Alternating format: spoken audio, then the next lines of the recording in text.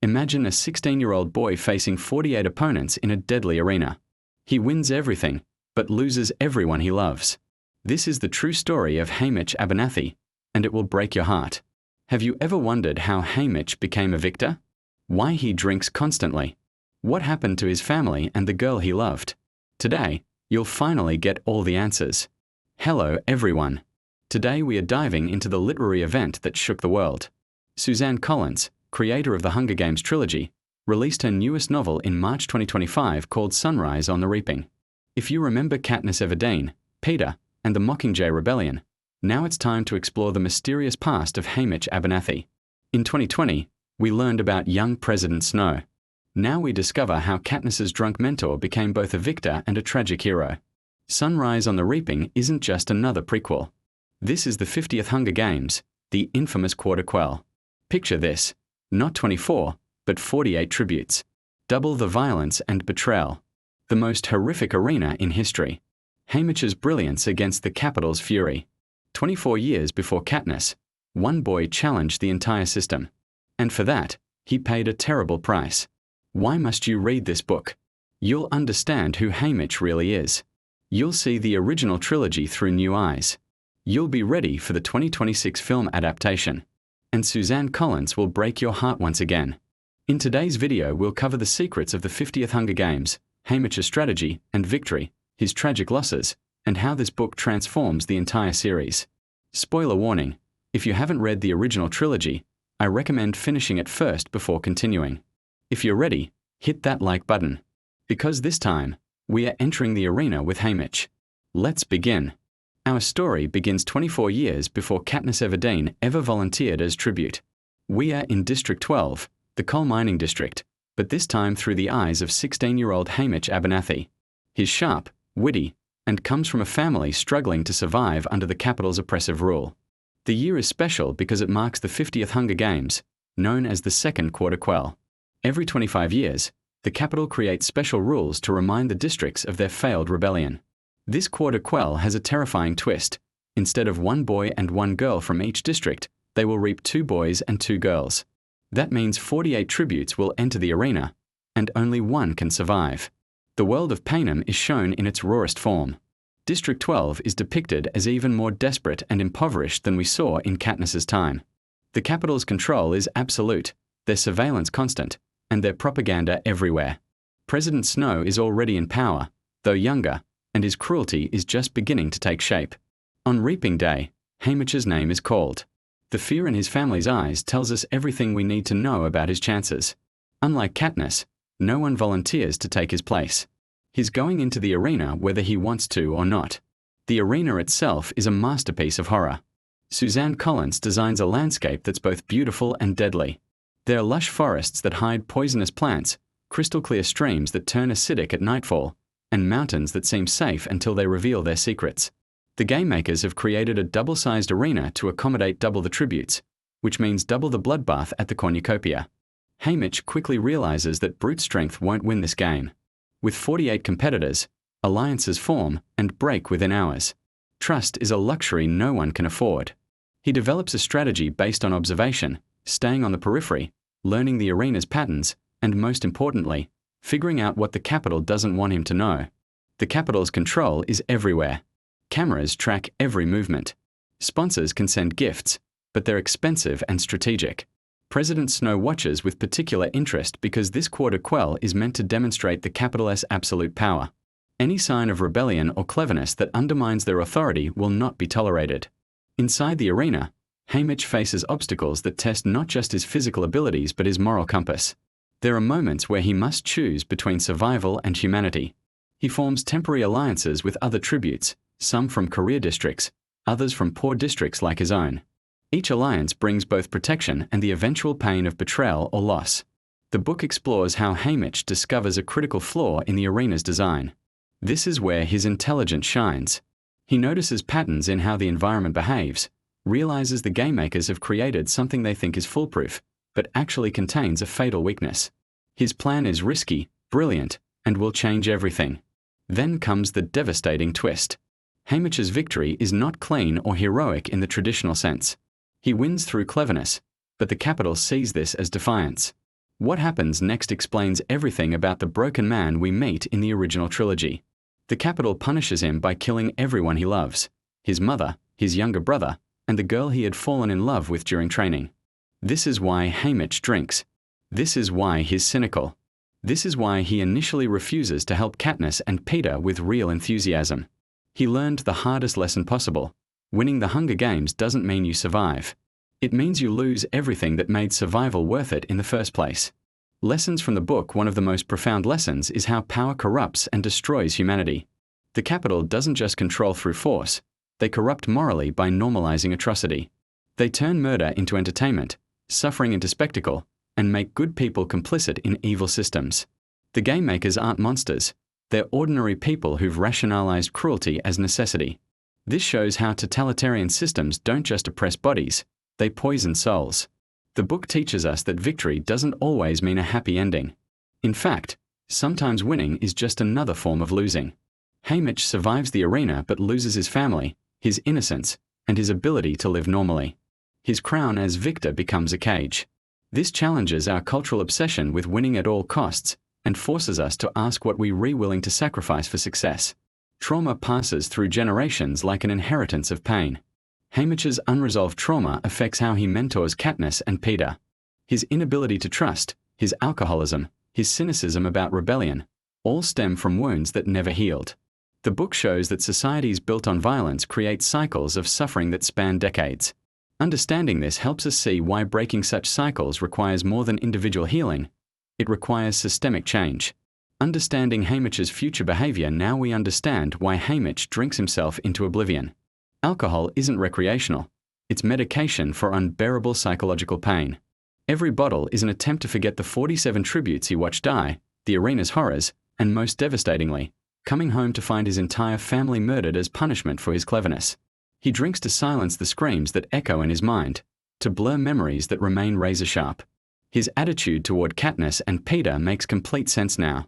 When he first meets them, he sees dead children walking. He's watched 23 pairs of tributes from District 12 die over 23 years. Why invest emotionally when loss is guaranteed? His initial coldness isn't cruelty, it's self-protection. When he finally commits to helping them, it's because Katniss reminds him of who he used to be, someone willing to fight the system despite impossible odds. His difficulty returning to normal life is profound and permanent. Haymitch can never be the person he was before the games. That 16-year-old boy died in the arena even though his body survived. He lives in a world that celebrates his victory while pretending his suffering doesn't exist. He's forced to mentor children knowing most will die, reliving his trauma annually. There's no therapy, no support system, just expected participation in the machine that destroyed him. Connections to the original trilogy. Reading this book transforms how we experience the Hunger Games trilogy. Suddenly Haymitch's every action carries additional weight. His reluctance to get involved, his frustration with Katniss's defiance, his understanding of capital politics, all make deeper sense. We realize he's been trying to save her from his fate, trying to help her win without making the Capitol angry enough to punish her afterward. President Snow's villainy gains new dimensions. We see his cruelty isn't impulsive, it's calculated and consistent. He's been using the same tactics for decades, killing families to punish defiance, maintaining control through targeted violence. His vendetta against Katniss mirrors his treatment of Haymitch, proving he never forgets and never forgives perceived rebellion. We gain insider knowledge of how the Capitol operates. The propaganda machine, the sponsor system, the game maker's creative process, the political calculations behind every decision. This context enriches our understanding of Katniss' games and why small acts of defiance carry such enormous consequences. The system isn't just cruel, it's meticulously designed to maintain power through spectacle and fear. Comparison with the Ballad of Songbirds and Snakes. Both prequels explore origins but from opposite perspectives. Songbirds and Snakes shows us young Snow's transformation into a monster, how he chose power over love, control over compassion. Sunrise on the Reaping shows us Haymitch's forced transformation into a broken survivor, how the system destroyed someone who tried to resist it. Where Snow's book is about someone becoming the oppressor, Haymitch's book is about someone surviving oppression. Snow had choices and consistently chose cruelty. Haymitch had no choices and still tried to maintain humanity. Together, these prequels paint a complete picture of Panem, showing both those who create tyranny and those who suffer under it. Strengths and weaknesses. The book's greatest strength is emotional authenticity. Collins doesn't sugarcoat trauma or offer easy redemption. Haymitch's pain feels real because it is real for countless people who survive violence and lose everything. The character development is masterful, the action sequences are gripping, and the social commentary remains devastatingly relevant. Some readers might find the darkness overwhelming. This is arguably the bleakest book in the series because Haymitch's story has no silver lining. He survives but doesn't triumph. He wins but loses everything. If you're looking for hope and inspiration, this isn't that story. It's about the cost of survival in systems designed to break you.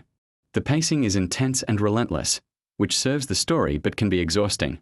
Collins doesn't give readers or characters time to breathe, mirroring the constant pressure Haymitch experiences. This stylistic choice is effective but demanding. Who should read this? Hunger Games fans absolutely must read this book. It completes Haymitch's arc and enriches everything we thought we knew about the series. You'll never watch the movies or reread the original trilogy the same way again. Dystopian genre enthusiasts will appreciate the sophisticated world-building and unflinching examination of authoritarian systems. This isn't surface-level young adult dystopia. It's serious political commentary wrapped in compelling narrative. The book is appropriate for ages 16 and up. The violence is brutal, the themes are heavy, and the ending is tragic. Younger readers might struggle with the emotional weight. But for mature teens and adults, this is essential reading that challenges and provokes thought long after the final page. Conclusion and practical recommendations. Top 5 takeaways. First, Haymitch's true story finally revealed. We understand the man behind the alcoholism, the intelligence behind the cynicism, the pain behind every harsh word to Katniss. He's not a failure, he's a survivor carrying unbearable weight. Second, new historical details about Panem. We see the 50th Hunger Games, understand Quarter Quells better, learn how the Capitol operated decades before Katniss. This expanded history makes the entire world feel more real and lived in. Third, the true cost of victory becomes undeniable. Winning the Hunger Games doesn't mean escaping them. Survivors carry the arena inside them forever. Glory is a lie told by people who've never experienced trauma. Fourth, insight into Capitol operations.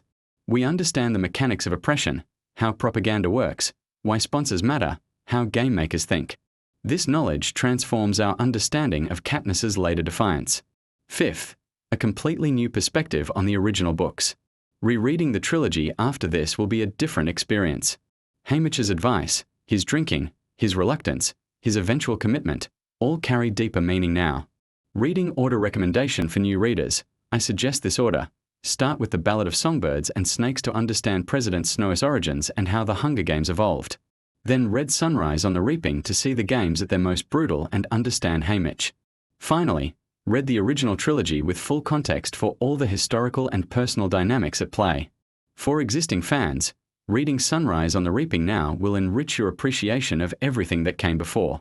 Then consider rereading the original trilogy with your new understanding of Haymitch's trauma and Snow's calculated cruelty. Similar book recommendations if you love this.